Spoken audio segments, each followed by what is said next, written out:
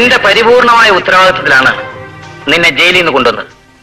അത് അറിഞ്ഞിരുന്നുകൊണ്ട് തന്നെ എന്നെ ചതിക്കാനാണ് ഭാവമെങ്കിൽ തുറന്നു പറയണം.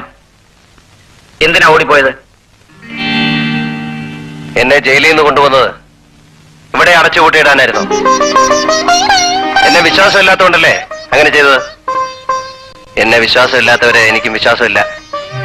ഓഹോ, അതായിരുന്നോ കാര്യം? ഇനിമേൽ അതുണ്ടാവില്ല. ഇന്നു മുതൽ വിക്രമൻ ഇവിടെ പൂർണ്ണ സ്വതന്ത്രനായിരിക്കും.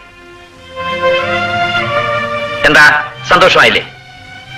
സന്തോഷമൊന്നും ആയില്ല, എന്നാലും നോക്കട്ടെ. പോയി കാപ്പി കുടിക്കേ.